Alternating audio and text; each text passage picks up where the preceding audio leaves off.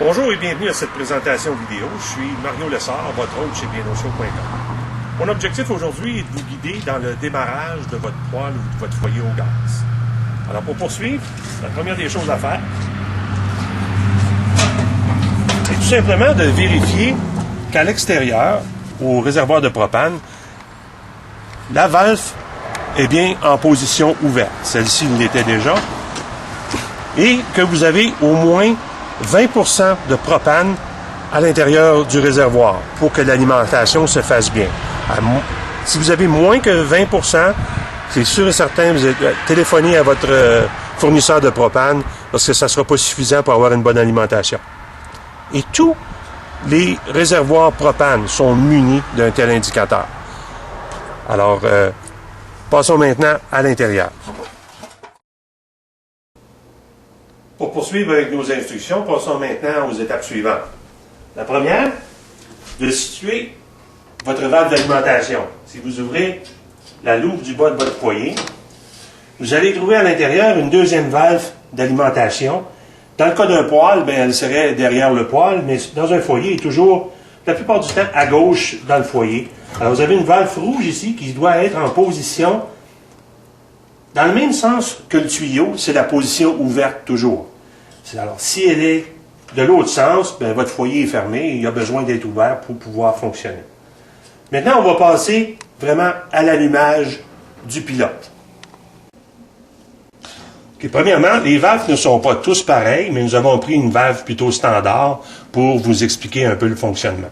Alors, on trouve habituellement toujours ces mêmes boutons qui est un allumeur piezo, semblable à un barbecue.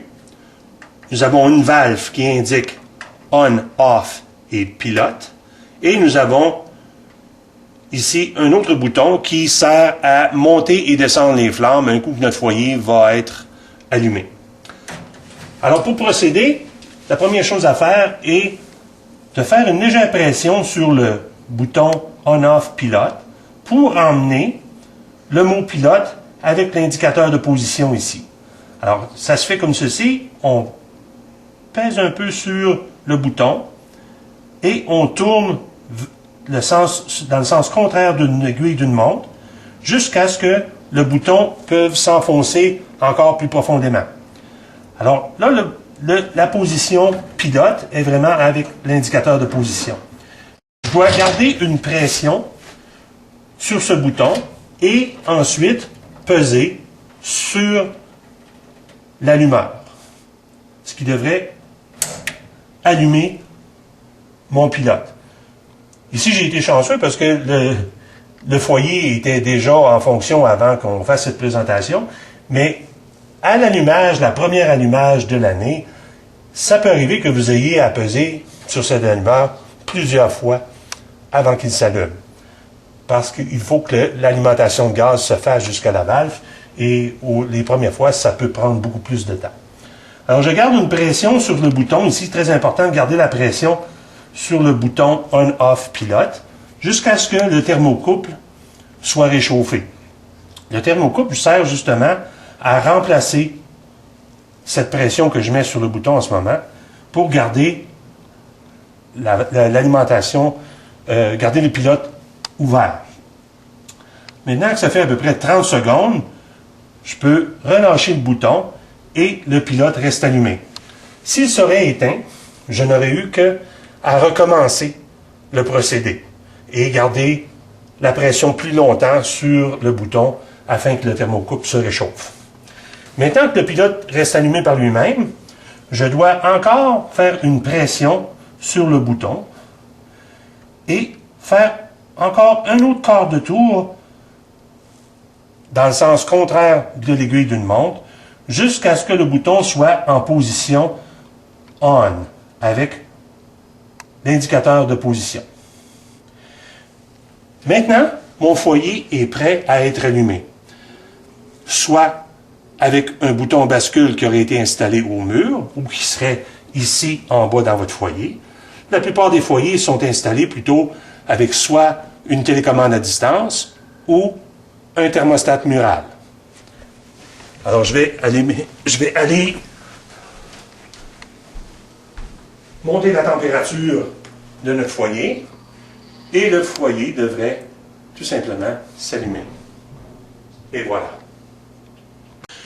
Maintenant, pour la procédure à la fin de la saison, je vous recommande, pour éteindre le pilote, de commencer par fermer la valve d'alimentation qui est sous votre foyer ou derrière votre poêle, si on parle d'un poêle. Alors, la position fermée se trouve à être contraire du tuyau.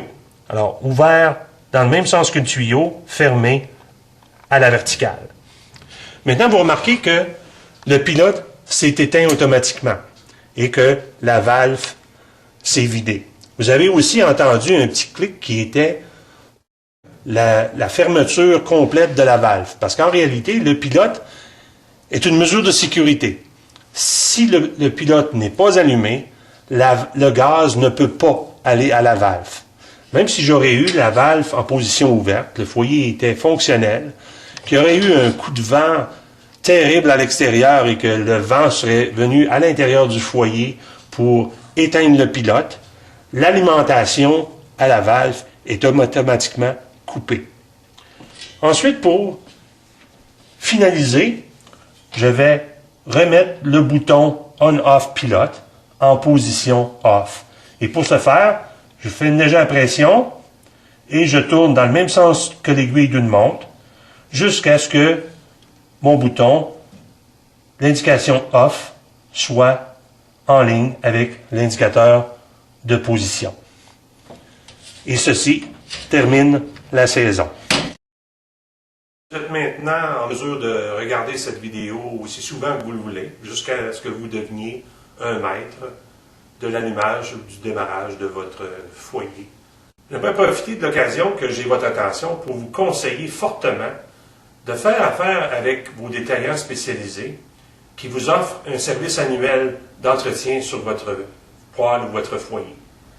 Ce sera la meilleure façon pour vous d'avoir le meilleur rendement possible de votre appareil ainsi que la meilleure efficacité.